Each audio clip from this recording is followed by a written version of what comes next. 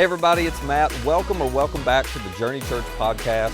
If you haven't yet, be sure to subscribe to this podcast so you can automatically get our weekly episodes. And you might want to go ahead and subscribe to our Journey YouTube channel as well. You'll find messages, music, interviews, inspiring stories, and more for you all right there. Now, I hope this episode helps you take your next step in following Jesus.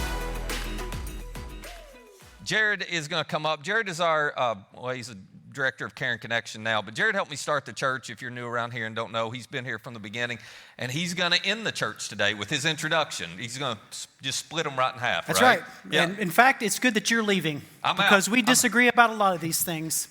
There is no doubt. I heard. Anyway, seriously, I'll just let you tell him. He should stay up here on stage. Really, he should, because we're going to talk about one that I feel very passionate about. For those of you in the room who feel that your Apple phone is better than Android, you just go ahead and give me a cheer. And those of you in the house who are with me and Android's better, let me hear you. I make fun, but that's a serious thing, because green bubbles evidently bother you people just because Apple just now caught up with everybody else in the world and went to RCS. And if you don't know what that means you're not on Android, okay? You don't understand. How about this one? Who likes Pepsi better than Coke? Thank goodness, because there were some Pepsi people in the first service, and I was like, okay, we know what you're about. Coca-Cola, am I right? Whew, golly. All right. Sweet tea. Well, okay. We can do that fight later, sweet or unsweet, but I'm not ready to go there yet. How about mountains for vacation or beach? Who's with mountains? Yeah, who's with beach? Yeah, that's right. That's right. We got some good people in here. Let's do a couple more. Seriously, this is going to cut the room. The tension's going to be thick. You ready? Who squeezes their toothpaste from the middle? Somebody said that's a sin. I agree. Who rolls it from the end and makes sure you roll it and push it all forward, huh? Yeah. What about this one? How many of you people put your toilet paper and you hang it so it hangs against the wall rather than hanging out up on top? Who does that? On the back against the wall? Woo. It should hang up on top, right? Yeah, I know. Listen, if you are, we'll do one last one. This is 3 choices. You ready? And guys, by the way, if you were students right now, if we were in the high school, if we were down that bit, here's what I have you do. If you are with LeBron, go that corner. If you're with Kobe, go to that corner. If you're with MJ, go down to that corner. Who's with LeBron? Greatest of all time. Thank goodness. Who's with Kobe? Woo! I feel your pain, bro. All along. MJ, right? Obviously. So obvious. Listen, if you are a Pepsi, go to the mountains, put your toilet paper against the wall, squeeze the toothpaste from the middle, and you think anybody but MJ is the greatest, you need to leave now. We're not friends. Okay, so I do joke about this, but today's topic is really about this. Aren't there some issues in our world that just divide everybody? Even if you're good friends, it just divides you. I'm about to talk about some serious ones, and there's no need to vote this morning because I really don't want to start a fight. But just think about the things that you may have argued with people that you really do love, or these are topics that you know when you go home for Thanksgiving or maybe coming up on Easter, you know we're just not talking about that one because it's going to start the thing going with Uncle so-and-so or brother so-and-so, him so-and-so. You know it. Listen, you start talking about who you're going to vote for come this presidential election. Do you feel the tension with the people at work and the people in your family about having that conversation? Or maybe it's about just even something locally. Like what's going on with our tax dollars and where we go. They raised the tax here and the city tax is going up. Maybe you understand and know all about that. Man, it really gets you fired up. Or maybe for some of you, it's just a larger ideological, philosophical idea. Like you start talking about the virtue of family to our culture. And it's getting torn apart. It feels like there's no value in family anymore. And other people are like, no, this is just what it looks like to live in America today. And then you got that argument, and then there's an argument about sexuality and gender, and we don't know, where do I stand on that? And where does he stand on that? And man, there's just a lot of division right now. And before you start having all the arguments in your head about why you have really good reasons to have convictions you have and the beliefs you have and the standards you have, and before you start having all the pain of the arguments, that have caused some wreckage in your relationships over the past few months or the past few years? Before you get into that, can we just pause for a second and just point to the fact that something is going on in the midst of all that? And I think it's fear. We're going to talk more about this, but there's a fear at the center of this, and fear causes us often to cause these disagreements and conflicts to blow up. And I think we've been talking about this series, Losing Connection. I think this is a really key part of talking about how do we continue to make great connections and great relationships and great friendships as we talk about this fear. So we've been in this series. If you haven't been here, I'm going to catch you up. If you have been here, that's okay. We're going to do a review. But remember, we've been talking about on the premise that Americans right now are just experiencing historically high levels of feeling isolated, invisible, or insignificant. Like those are the three big things we've been talking about. Like to be isolated, invisible, and insignificant in this world right now. A lot of people are feeling it. We looked at some research that kind of helped us know we were there. Some of the research we pulled out was that adults spend 20% more time alone than they did 50 years ago. That the youngest generations right now spend 70% less time with their friends than we did as young people. I'm no longer a young person, so I spent 70% more time with my friends than those of you who are teenagers and 20-somethings than you do. Right? That's a little concerning, or at least something to think about. And then 39% of Americans say they feel very connected. That means nearly 61% don't feel very connected to somebody. Like those are all concerning stats and the concerning research. And we kind of landed on this one idea for the series is that without meaningful connection, life ends up in chaos. And the way do we find that chaos is that when we feel isolated or we feel invisible or we feel insignificant, we tend to make decisions about our life, maybe about our work or our finances or maybe about our marriage or maybe about how we treat our kids or maybe how we treat our parents. And all of that tends to happen. When we feel isolated, we'll make different decisions than if we have friends or good relationships around us or healthy relationships.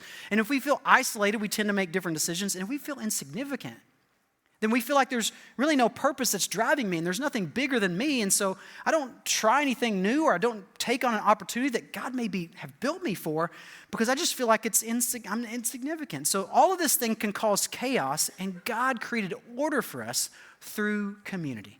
That's been the whole point of this whole series. And today's topic is just help us deal with this last little piece I think is important for us, especially in our American culture, to think about is there a fear that's driving you to cancel some people in your life or to just move away from or maybe just distance yourself from some people because you disagree or because they hold some viewpoints that seem a little bit odd or maybe because they have a conviction that is exactly opposite of your conviction. And it's not that we all hope that one day we'll all agree. And listen, if you think that's a possible future for us, then you're not thinking about what it is that Jesus came to do.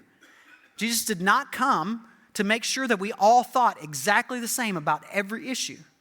His goal was to unify us. So here's what I want to do. I want to do a quick disclaimer, and then I want to really challenge us in the room to consider this idea of fear and how it prevents us from having great relationships and unity.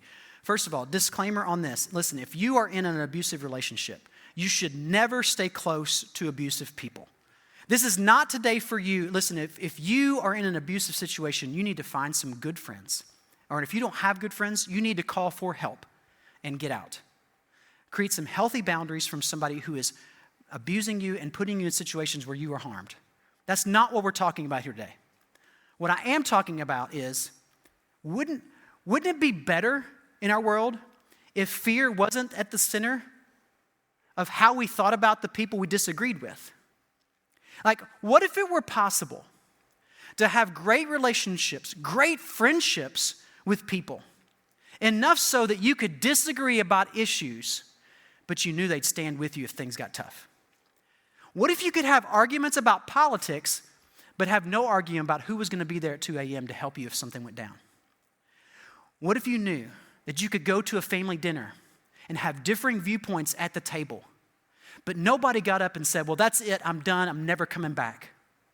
And you just stayed in the midst of that uncomfortable disagreement and conflict? What if we didn't let fear drive us away?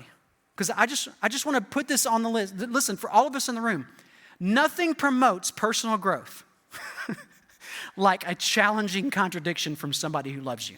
Am I right? Like, have you thought about that? I would be listen, I know I'm still selfish, but I would be a lot more selfish if it weren't for my wife, who for 25 years has helped me understand what it's like to not just pay attention to my needs. And I wouldn't have experienced that personal growth if she hadn't challenged me friendly and lovingly with this challenge of contradiction of like, no, that's not the way you do that. Oh, that's not loving? No, that's not loving. Because I didn't see it. And listen, there's things in your life, did you know that there are friends in your life who can see things that you need to grow in? And if the relationship isn't strong enough and this relationship, this strength and friendship isn't strong enough, did you know that they may come to you and say, man, did you know you're a little bit of a jerk at work yesterday? And you may be like, what? Are you now my enemy? And you will blow a relationship up, not because they're not a good friend, but because they're trying to help you grow. Nothing promotes personal growth like a contradiction from a friend. So if we only spend time reading, listening to, and talking to people who already think like us, we will never be better people in the future. You're as good as you're going to get. And here's what I'm concerned about our American culture right now. We all want to fight for, it seems, a place where nobody disagrees, and everybody thinks like me, and everybody's going to live like me. Because if I could have a community where everybody thought like me and lived like me, then we wouldn't have any arguments or disagreements, and then we wouldn't have any problems in this world, and it'd be total peace. I'm here to tell you that's a false narrative. In America, what if we could just change the narrative to figure out how to live with the people who were very different from us? See, I just want to be honest with you this morning, real quickly. When I think about this fear, my fear of this is driven by two different sides of me, okay? One is driven by my insecurity. So when I have an argument with somebody, even if they're a close friend, I have a deep insecurity that I'm not going to be able to defend my convictions well enough. So I don't want to get in an argument because they're going to prove I'm wrong, or they're going to give me some answer that I can't fight against. And I'm going to be forced to say, well, you're right. And I don't want to be wrong. So better for me to have a bunch of friends who won't tell me I'm ever wrong. So stay away from the people who will ever challenge you to be something different than you are. That's the way on one side, that's the way I feel. And then on the other side, I'll just be honest with you. I have a lot of pride. I actually know things that you guys don't know. And if you were my friend and I told you, you should listen to me because I actually know better. And I actually know a better way to live, and you should really do it like I do it because I understand this and this and this, but I know what you don't know. And pride, I don't want to get in that relationship either because then I have to then tell them what they're doing wrong and then they get mad at me and it's like I'm just already right. So I don't know if it lands for you anywhere, but I know for me, listen, I'm afraid to be in those kinds of close relationships because I don't want that kind of tension in my life. I don't want to feel insecure and I don't want people thinking that you're just a know-it-all, but I kind of am sometimes. That's just the honest truth. I know that's ugly stuff to think about. But I've had to wrestle with the fact that those two things often keep me from having the best kinds of relationships. And here's kind of how I've thought through it. There's actually 3 different categories when I argue with somebody. It's helped me to break this down into 3 different categories. There's 3 categories of belief, and one of them, we often argue with facts, which, by the way, there are real facts in this world. There are real truth. There are things that we can count on. This is, no matter what I believe about it, this is true. There are truths and facts, right? The problem comes in the second category, when I start to argue my opinions as if they're facts. Because we all have an opinion about how to interpret those facts. I see that fact, and now that's an opinion. I now think you should do this with that fact. No, I think we should do this with that. And when we start confuse our opinions with facts, we get in trouble. And this last one really gets me. What if you start taking your feelings, the strongest feelings you have about an issue, and that becomes the basis on which you argue? Right? Well, I feel more strongly about this issue than you. And then it becomes an argument about how loud somebody can yell, right? So it's helpful for me to break down and just think about the fact that sometimes we're in a disagreement. We're fighting for our own pride. We're fighting from a place of insecurity. And we don't even talk about the facts. We just talk about our opinions and our feelings, and we're beating each other up with no real sense of where is this going? Does it matter at the end how right you were? When's the last argument you had with somebody, a good friend, a family member, a spouse, where you came out of that argument and you thought, well, at least I won? It doesn't feel good. I've I can count on my hand the number of times I've been right in my marriage. Probably more like that. And I can tell you there's 2 times specifically, and I'm too embarrassed to tell you the stories, where I won the argument. And I lost on my wife's respect and trust. And I promised myself after the second time I'd never do it again. And I'm not saying I won't, but I'm saying I've been really careful to make sure that when I'm arguing, I know where I'm arguing from, pride or insecurity, and I know what it is I'm arguing about, so that I don't put her in a position to distrust or disrespect me because of something I said. So here's what I want to show you. Listen, if you're not a Jesus follower here this morning, I think this is super helpful for you. Now, you may not necessarily agree with some of the statements I'm going to make about Jesus and what he adds to this conversation, but I want to tell you that I think the answer for us in terms of these kinds of relationships and the kinds of relationships that will hold us together is found in this, okay? So here's what Paul says in Colossians 3. He says, "Here there is no Gentile or Jew, circumcised or uncircumcised, barbarian, Scythian, slave, or free. But Christ is all and in all." Let's go back to that other part. Paul was writing to the Colossians, and it was a church full of diverse people. There were Gentiles and there were Jews.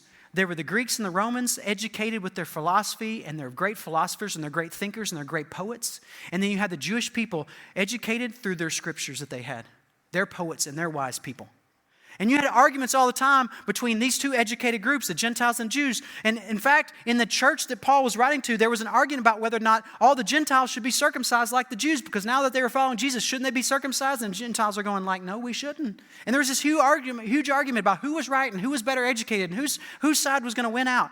And then in the midst of all that, you got these barbarians and these Scythians who have no manners. They don't know, they're not educated. They're just these tribes that are kind of bounced around, but somehow they've come to believe in Jesus, and Jesus is a part of what they do, and Jesus has drawn them all together in this one little place. They got all these people who disagree about almost everything. And even the slave owners and the slaves sit together in church on Sunday. And Paul says, no, you don't understand. All of that's fine. That diversity, Jesus loves and shows love to everybody, and it's going to draw a lot of different kinds of people together, but in the end, Christ is all, and he's in all. In other words, here's the great trump card. Ready? Throw down the trump card.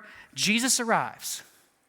And when Jesus is in the midst, Jesus is all that matters, and Jesus is in each person. Yeah, but I'm so much more educated, and I know so many more things than that. I mean, come on, seriously, this guy? Right. And so you can set aside your pride, because it's not your education that puts you on standing with Jesus. It's Jesus who puts you on standing with Jesus. It wasn't how smart you are. Yeah, I just don't know if I fit in here, and these people seem so educated and smart and all this kind. No. Because you haven't been educated doesn't make you less than.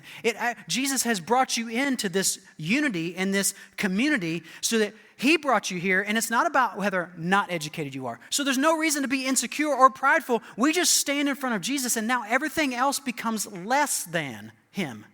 It's not that it doesn't matter. It's just not the most important thing anymore. In fact, here's the kind of like the bottom line for what Paul says. Different is just healthier when Jesus is at the center. Like when Jesus stands in the center of us, he becomes the reason we're together, not these other things.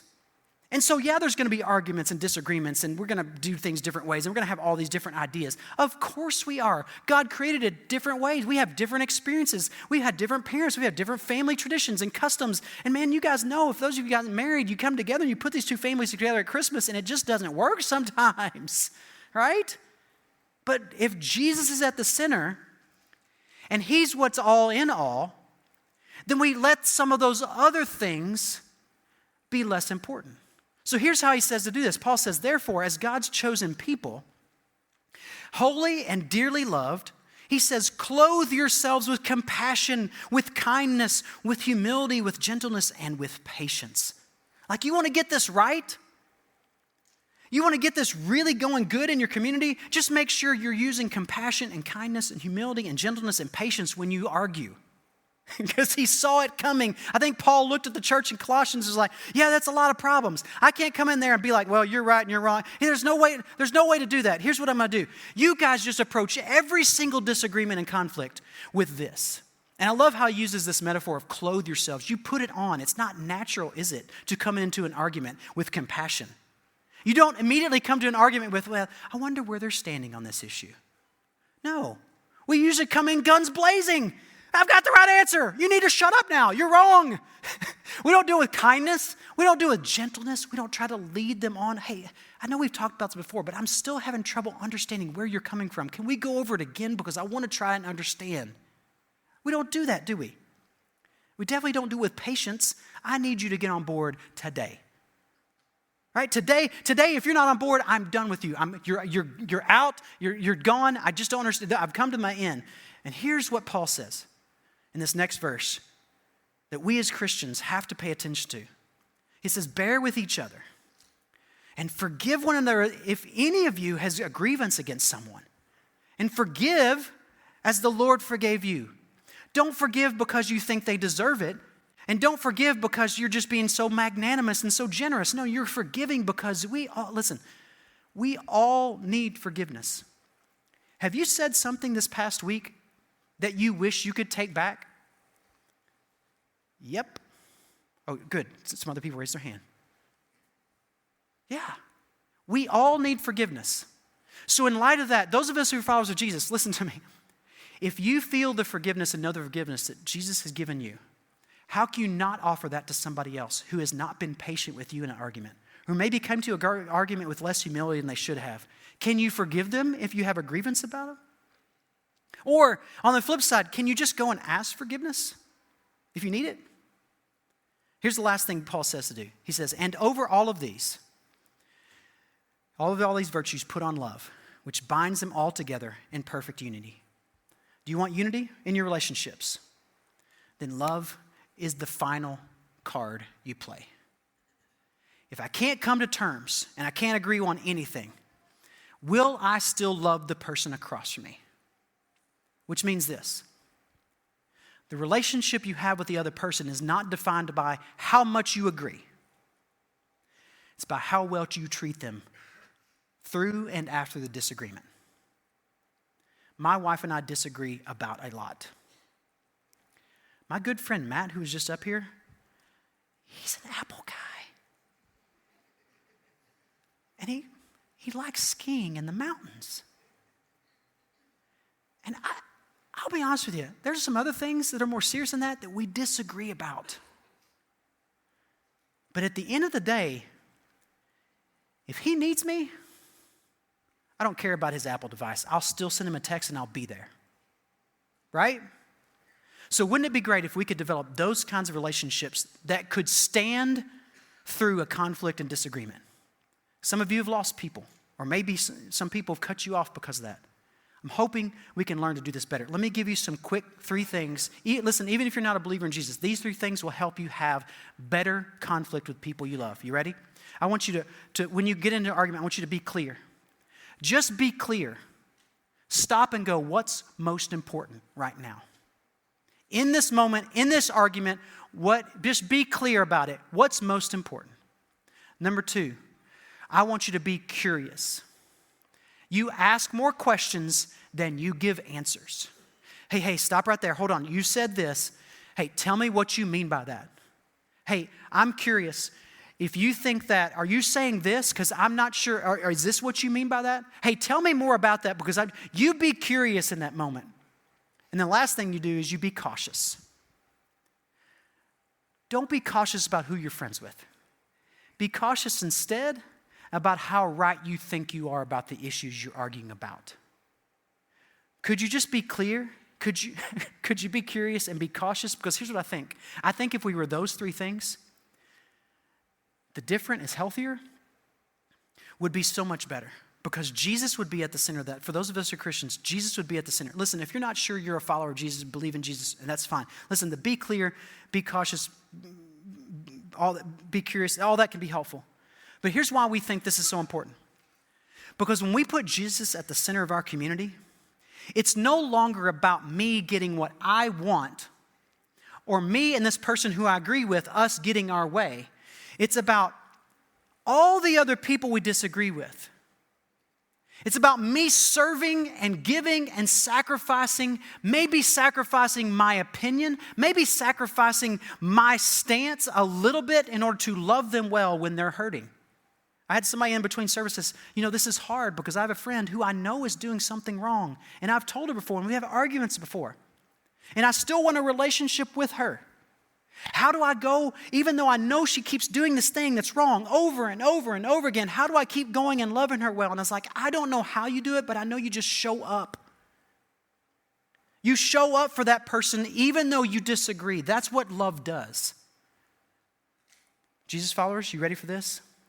If you really believe Jesus was God, the Son of God, he came in God form, that means he was the smartest person that ever lived, and he was the most perfect person that ever lived.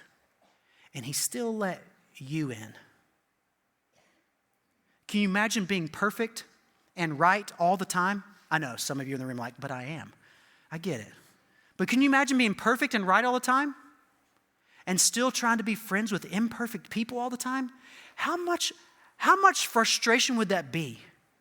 To be around imperfect people all the time who never get it right, who keep doing wrong things over and over, who keep thinking wrong things, and you keep going, but I'm still going to love you.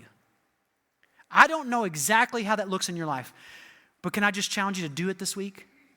Can I challenge you to just not cut somebody off just because you disagree? Can I challenge you to hold on to the friends who challenge you and hold them close and be there for them because they may help you grow through something that you don't see coming yet?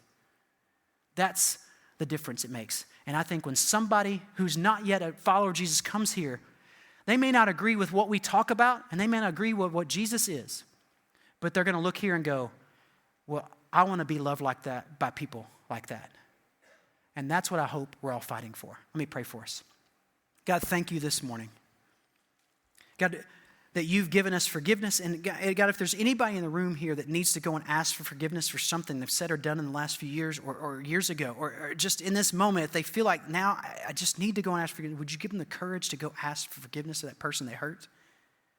And for those who are carrying grudges, God, could you help them just continuously lay down that grudge in light of your forgiveness of them? Could you help them forgive the person who hurt them in an argument or a disagreement or conflict?